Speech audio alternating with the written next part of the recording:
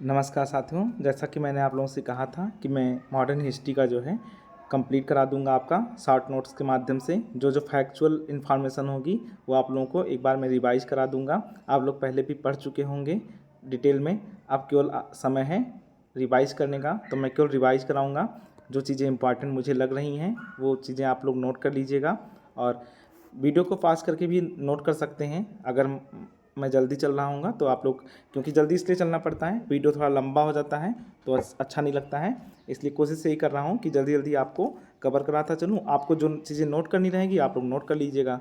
तो सबसे पहला इसमें क्या है, यूरोपीय कंपनियों का आगमन। देखिए ये वीडियो जो है 6 to 8 social science, 9-10 social science, PGT history और पीआरटी सबके लिए इम्पॉर्टेंट है। जिनको जीएस सेक्शन में मदद चाहिए होगा उनके लिए भी इम्पॉर्टेंट है, क्योंकि जीएस का भी क्वेश्चन यहाँ से आएगा ही आएगा मॉडर्न हिस्ट्री से। तो देख लीजिए, जैसे यूरोपीय कंपनियों का आगमन, पहले कौन आया था? पुर्तगाली। एक फैक्ट याद रखिएगा, सबसे पहले पुर्तगाली आए थे 1498 में और सबसे बाद में गए भी 1961 में। ठीक है, तो सबसे पहले वास्को डी गामा 1498 में। इसका सहायता कौन किया था? अहमद इब्न मजीद इसके सहायक थे, और कालीकट के शासक जमोरिन द्वारा इसका स्वागत किया गया था। तो याद रखिएगा, वास्को डी गामा कहाँ पर आया था? कालीकट में आया था। ठीक है, फिर दूसरा फ्रांसिस्को द अल्मीडा, भारत में पदभार ग्रहण करने वाला प्रथम पुर्तगाली वायसराय था 1505 ईस्वी में। इसी ने ब्लू वाटर पॉलिसी लेकर आया था, या नीले शांत जल की नीति। ऐसे क्वेश्चन पूछ लेगा, ब्लू वाटर पॉलिसी कौन लेकर आया था? तो फ्रांसिस्को द अल्मीडा। फिर जो है तीसरा आएगा अल्फांसो द अल्बुकर्क। तो ये कौन था? भारत में पुर्तगाली शक्ति का वास्तविक संस्थापक था। बीजापुर के शासक यूसुफ आदिल शाह से गोवा छीना था 1510 ईस्वी में। इंपॉर्टेंट फैक्ट है ये। और तो बहुत ज़्यादा इंपॉर्टेंट नहीं। ये कोचीन भारत में प्रथम यूरोपीय एवं पुर्तगाली दुर्ग का निर्माता था 1503 ईस्वी में। ठीक है, यहाँ से इंपॉर्टेंट है। एक नीनो डा कून्हा के बारे में लिख लीजिए। ठीक है, कि उसने जो है अपनी राजधानी कहाँ बनाया था? तो गोवा को राजधानी बनाया था, ध्यान रखिएगा। अंग्रेजी ईस्ट इंडिया कंपनी के बारे में देख लीजिए थोड़ा सा, कि 1599 में इसकी शुरुआत होती है, और 1600 में जो है एलिजाबेथ ने इस कंपनी को 15 वर्ष के लिए पूर्व के साथ व्यापार करने का एकाधिकार पत्र प्रदत्त किया था। उस समय भारत का तत्कालीन मुगल बादशाह कौन था? तो अकबर था। और 1611 ईस्वी में कंपनी द्वारा सर्वप्रथम अस्थायी कारखाना कहाँ पर खोला गया था? मसूलीपट्टनम में। ठीक है, तो ये जहांगीर के शासनकाल में था। और 1613 में सूरत में अंग्रेजों का प्रथम अस्थायी कारखाना। देखिए, अस्थायी और अस्थायी। अस्थायी का मतलब होता है कि जो टेम्परेरी अभी व्यवस्था किया जा रहा है, और अस्थायी का मतलब परमानेंट। तो टेम्परेरी जो व्यवस्था की गई थी वो कहाँ पर किया गया था? मसूलीपट्टनम में 1611 में, और 1613 में सूरत में किया गया था। ध्यान रखिएगा, आप लोग लिख लीजिएगा शॉर्ट नोट्स टाइप का, क्योंकि क्वेश्चन आपका यहाँ से बन सकता है। और ये इम्पोर्टेंट नहीं है वैसे, इसको छोड़ सकते हैं आप लोग। यहाँ से जो इम्पोर्टेंट है वो है ये वाला, अंग्रेजी शासनकाल में अफीम उत्पादन हेतु प्रसिद्ध भारतीय राज्य था बिहार। आ चुका क्वेश्चन है, आप लोग नोट कर लीजिएगा। इसको स्टार लगा दे रहा हूँ, मैं स्टार लगा दे रहा हूँ, इसको नोट कर लीजिएगा। बाकी और इम्पॉर्टेंट नहीं है, ये इम्पॉर्टेंट हो सकता है कि यूरोपीय व्यापारिक कंपनियों के भारत आने का क्रम क्या है। तो पुर्तगाली, डच, अंग्रेज, डेन, फ्रांसीसी, सब नहीं पढ़ना है, केवल वही चीज़ पढ़ना है जो इम्पॉर्टेंट है। देखिए, जैसा कि आप लोग को मैं अभी बताया था कि भारत में सबसे पहले आने वाले तथा सबसे अंत में जाने वाली यूरोपीय शक्ति थी तो पुर्तगाली था। इसको नोट कर लीजिएगा। मेरे पास थोड़ा टाइम कम बच रहा है, नहीं तो मैं आप लोगों को पूरा शॉर्ट नोट्स बनाकर आपको प्रोवाइड कर रहा था। ये बुक का सहारा नहीं लेना पड़ता मुझे, क्योंकि टाइम थोड़ा कम है और आप लोगों का एग्ज़ाम बहुत जल्दी है। तो मैं कोशिश कर रहा हूँ कि जितनी चीज़ें आप लोगों के लिए कर रहा हूँ, नहीं तो मैं आप लोगों के लिए बहुत अच्छा कंटेंट बनाकर दे सकता था। और मेरा नोट्स क्योंकि अभी मेरे पास नहीं है, वो घर पर ही रह गया है, नहीं तो मैं आप लोगों को वही प्रोवाइड करा देता। लेकिन फिर भी आप इसको कम मत समझिए, मैंने लास्ट टाइम में ये भी रिवीजन किया था, इसलिए जो है यहाँ से आपको क्वेश्चन करा रहा हूँ। फिर आते हैं, हुगली स्थित पुर्तगाली बस्तियों को पूरी तरह से नष्ट किया गया मुगल बादशाह शाहजहां द्वारा। प्रथम डच फैक्ट्री का स्थापना स्थल है कहाँ? मसूलीपट्टनम में। ठीक है, अब ये विभिन्न यूरोपीय कंपनियों की स्थापना वर्ष। ठीक है, तो इसको देख लीजिएगा, बहुत ज़्यादा इंपॉर्टेंट खैर नहीं है, यहाँ से क्वेश्चन नहीं आएगा आपका। यहाँ से क्वेश्चन आपका आ सकता है। इलाहाबाद की संधि, इलाहाबाद की संधि कब हुई है? जब जो है बक्सर का युद्ध हुआ है। 1764 में बक्सर का युद्ध होता है और 1765 में इलाहाबाद की संधि होती है। पूछता है क्वेश्चन कि इलाहाबाद की संधि के समय मुगल सम्राट कौन था? तो शाह आलम द्वितीय। क्वेश्चन पूछ चुका है, नोट कर लीजिएगा इसको। और दूसरा जो है अंग्रेजों और अवध के नवाब शुजाउद्दौला के मध्य हुआ था। शुजाउद्दौला कहाँ का था? अवध का नवाब था। और फिर दूसरा मद्रास की संधि, तो मद्रास की संधि अभी आएगा ये आंग्ल मैसूर युद्ध। प्रथम आंग्ल मैसूर युद्ध के बाद में अंग्रेज और हैदर अली के बीच में हुआ था। सालबाई की संधि कब हुआ था? 1782 ईस्वी में अंग्रेज और मराठे के बीच में हुआ था। सालबाई की संधि याद रखिएगा, अंग्रेज और मराठे के बीच में। और 1784 ईस्वी में क्या हुआ था? तो द्वितीय आंग्ल मैसूर युद्ध हुआ था अंग्रेज और टीपू सुल्तान के बीच में, मंगलोर की संधि। क्योंकि हैदर अली की डेथ हो जाती है और उसके बाद में अंग्रेज और टीपू सुल्तान आपस में संधि कर लेते हैं। अभी आएगा आगे, अभी देख लीजिएगा आप लोग। आंग्ल फ्रांसीसी संघर्ष, देखिए आंग्ल फ्रांसीसी संघर्ष जितने हुए हैं उनको हम लोग नाम क्या दिए हैं? प्रथम कर्नाटक युद्ध, द्वितीय कर्नाटक युद्ध, तृतीय कर्नाटक युद्ध। 3 कर्नाटक युद्ध हुए हैं। तीनों का तो नहीं याद रखिएगा, उतना आप लोगों के लिए हो सकता है मुश्किल हो, और अगर जो याद कर पा रहे हो तो बहुत अच्छी बात है। कर्नाटक का प्रथम युद्ध याद रखिएगा 1746 से 48 के बीच में हुआ है। और इसकी जो संधि हुई थी वो एक्सला सापेल की संधि हुई थी। फिर जो है दूसरा क्या था? वांडीवास का युद्ध, अंग्रेज बनाम फ्रांसीसी। और इसमें आयरकुट और काउंट डी लाली का इम्पॉर्टेंट है। तो आयरकुट कहाँ का था? अंग्रेजी सेना का। यही नॉर्मल सा क्वेश्चन पूछ लेगा कि आयरकुट किस जो है सेना का सेनापति था? तो अंग्रेजी सेना का। और काउंट डी लाली फ्रांसीसी सेना का सेनापति था। और परिणाम अंग्रेज विजेता हुए थे। अभी आगे आ जाएगा। हाँ, अब देखिए इसमें जो है आया हुआ है नूनो दा कुन्हा को जो है याद रखिएगा, इसका थोड़ा इम्पॉर्टेंट है। बाकी और बहुत इम्पॉर्टेंट नहीं है, इसमें छोड़ सकते हैं। ये चीज़ देखिएगा 1661 में वैवाहिक संधि होती है। चार्ल्स द्वितीय इंग्लैंड के सम्राट होते हैं और कैथरीन पुर्तगाली राजकुमारी होता है। तो चार्ल्स द्वितीय को दहेज में बम्बई प्राप्त होता है पुर्तगाल से। और चार्ल्स द्वितीय बम्बई किसको दे देते हैं? अंग्रेजी ईस्ट इंडिया कंपनी को दे देते हैं। बाकी और इम्पॉर्टेंट नहीं, इसमें छोड़ सकते हैं। हाँ, ये इम्पॉर्टेंट है। रणजीत सिंह ने तोप, गोला और बारूद बनाने के कारखाने स्थापित किए, तो लाहौर तथा अमृतसर में। आमेर के सवाई राजा सिंह ने यूक्लिड रेखागणित के तत्वों का अनुवाद कराया संस्कृत भाषा में, ये इंपॉर्टेंट है।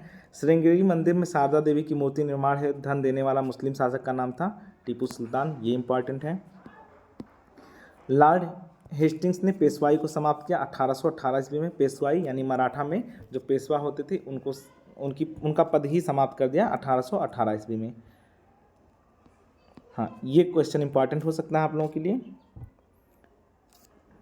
1878 ईस्वी में देसी भाषा वर्नाकुलर प्रेस अधिनियम से बचने के लिए रातों रात अंग्रेजी भाषा में रूपांतरित की गई थी अमृत बाजार पत्रिका, ये इंपॉर्टेंट है, इसको नोट कर लीजिएगा। राजसी उपाधि अधिनियम, ये भी इम्पॉर्टेंट है, 1876 में ब्रिटिश संसद द्वारा जारी किया गया था। ये महारानी विक्टोरिया को भारत की साम्राज्ञी घोषित करता है, ये उपाधि राजसी उपाधि अधिनियम। बाकी विधवा जो है पुनर्विवाह अधिनियम है, ये लॉर्ड डलहौजी के समय पारित हुआ था। और इस समय कौन शासक था? तो लॉर्ड कैनिंग था।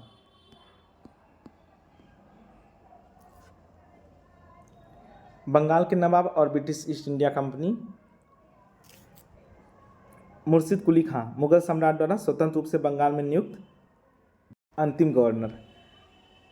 तो फिर जो है इन्होंने क्या किया था? इजारा व्यवस्था, यानी मुगल सम्राट द्वारा ये स्वतंत्र रूप से बंगाल में नियुक्त अंतिम गवर्नर था। इसके बाद में क्या चलेगा? यहाँ पर वंशावली चलने लगती है, वंशानुगत जो है शासन आ जाता है। और इजारा व्यवस्था की शुरुआत कौन किया था? मुर्शिद कुली खां किए थे। राजधानी कहाँ से? ढाका से मुर्शिदाबाद स्थानांतरित कर दिए थे। फिर अली वर्दी खां का नाम आता है इसके बाद में। इनके बारे में यह है कि इन्होंने यूरोपीय शक्तियों की तुलना मधुमक्खी से की थी। इन्होंने कहा था अंग्रेजों को कि यदि उन्हें ना छेड़ा जाए तो वे शहद देंगी और यदि छेड़ा जाए तो वे काट काट कर मार डालेंगी। हो सकता है स्टेटमेंट पूछ ले, नए क्वेश्चन अगर बनाएगा तो पूछ सकता है।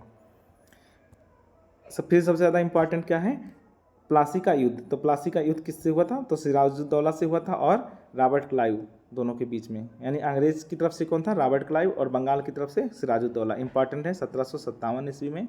और इसका एक चीज़ और याद रखिएगा, इस समय मुगल सम्राट कौन था, तो आलमगीर द्वितीय था। नोट कर लीजिए, क्वेश्चन आ चुका है, आलमगीर द्वितीय। मैं इंपॉर्टेंट बताता चल रहा हूँ, आप लोग लिखते चलिएगा। फिर जो है क्वेश्चन आता है मीर कासिम, इसका जो इम्पोर्टेंट है, मुर्शिदाबाद से इसने अपना मुंगेर स्थानांतरित कर दिया था राजधानी को। सेना का गठन यूरोपीय पद्धति पर किया था। देखिए सेना के गठन के बारे में दो तीन लोगों के बारे में जान लीजिए, एक तो मीर कासिम, हैदर अली भी, टीपू सुल्तान और रणजीत सिंह। इन सब का यही आता है कि यूरोपीय पद्धति पर सबने किया था। तो अगर जो इन दो तीन लोगों का भी नाम होगा तो डी वाला भी ऑप्शन हो सकता है सही आपका, उपयुक्त में से एक से अधिक। फिर जो है बक्सर के युद्ध में अंग्रेजों से परास्त हो गए थे मीर कासिम, ये इंपॉर्टेंट है।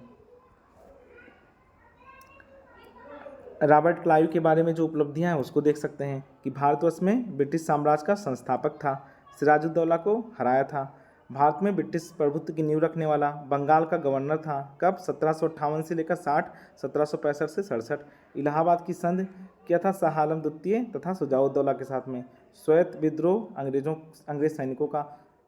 बस इतना ही इम्पोर्टेंट है, हर चीज़ नहीं पढ़ने लायक है अभी उतना समय नहीं है आप लोगों के पास में। ये दोनों नाम याद रखिएगा, मोहम्मद रजा खान और राजा सिताब राय। हुआ क्या था कि जो कंपनी ने दीवान नियुक्त किए थे इस युद्ध के बाद में 1762 के बाद में, तो उसमें रजा खान को बंगाल का सूबेदार नियुक्त किया था और राजा सिताब राय को बिहार के लिए, तो इसको ध्यान रखिएगा। बक्सर के युद्ध के समय बंगाल का नवाब कौन था, तो मीर जाफर था। तो मोहम्मद रजा खान और राजा सिताब राय को याद रखिएगा, दोनों, एक लोग बंगाल के लिए थे, एक लोग बिहार के लिए, क्योंकि ये इम्पॉर्टेंट है। बाकी जो है बक्सर का युद्ध देख लीजिए। बक्सर का युद्ध में एक पक्ष में मीर कासिम, अवध के नवाब शुजाउद्दौला और मुगल बादशाह शाह आलम द्वितीय थे, और अंग्रेजी सेना की कमान हेक्टर मुनरो के हाथ में थी, और बंगाल का तत्कालीन नवाब कौन था, मीर जाफर था। तो इसको याद रखिएगा। शाह आलम द्वितीय के बारे में बता ही चुके हैं। इनके बारे में एक फैक्ट ये याद रखिएगा कि इन्होंने कंपनी को बंगाल, बिहार और उड़ीसा की दीवानी जो है अस्थायी रूप से प्रदत्त किया था।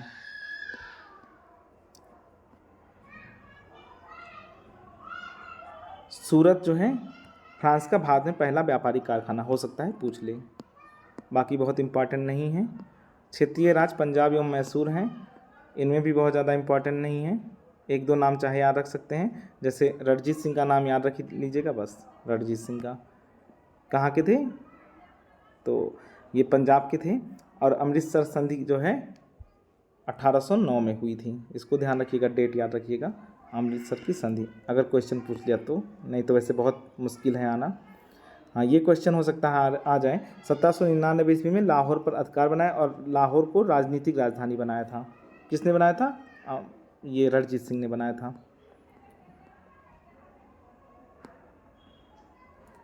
बाकी बहुत इंपॉर्टेंट नहीं है, इसमें छोड़ सकते हैं आप लोग।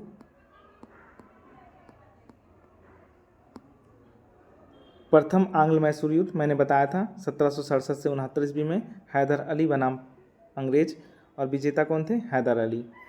तत्कालीन अंग्रेज गवर्नर कौन थे, बेरलेस्ट, और इसकी जो समाप्ति हुई थी वो मद्रास की संधि द्वारा 4 अप्रैल 1769।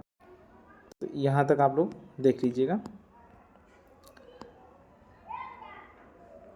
द्वितीय आंग्ल मैसूर युद्ध ये 1780 से 84 तक का था, और इसमें जो है हैदर अली भी थे। हैदर अली की इसी में डेथ हो जाती है, और उसके बाद में टीपू के हाथ में आ जाता है पूरा सेना, और फिर बाद में मंगलोर की संधि होती है टीपू सुल्तान तथा अंग्रेज के मध्य में होता है, और द्वितीय आंग्ल मैसूर युद्ध का समापन हो जाता है।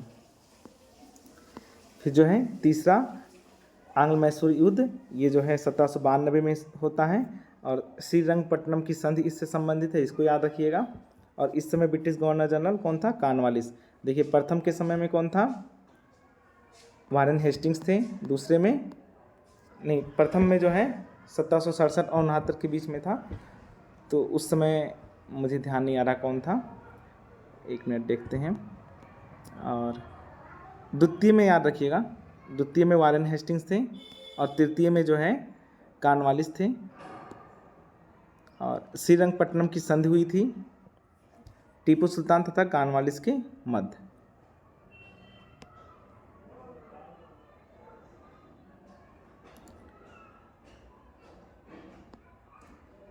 बाकी आज आंग्ल मैसूर युद्ध तक ही रखने देते हैं, फिर नेक्स्ट वीडियो में बना देंगे। और आप लोग इसको देखिए और कमेंट करके अपना फीडबैक ज़रूर दीजिएगा कि आपको वीडियो कैसा लगा। लाइक करिएगा और कमेंट ज़रूर करिएगा कि ये वीडियो आप लोगों के लिए कैसा रहा। आपका मैं ये पूरा कंप्लीट करा दूंगा मॉडर्न हिस्ट्री का। तो आप लोग चैनल को सब्सक्राइब कर लीजिए और लगातार जुड़े रहिए। टेलीग्राम ग्रुप से आप लोग जुड़ सकते हैं, वहाँ पर मैं PDF वगैरह दे दिया करूँगा और इम्पॉर्टेंट पिक्स भी। ठीक है दोस्तों, फिर मिलते हैं नेक्स्ट वीडियो।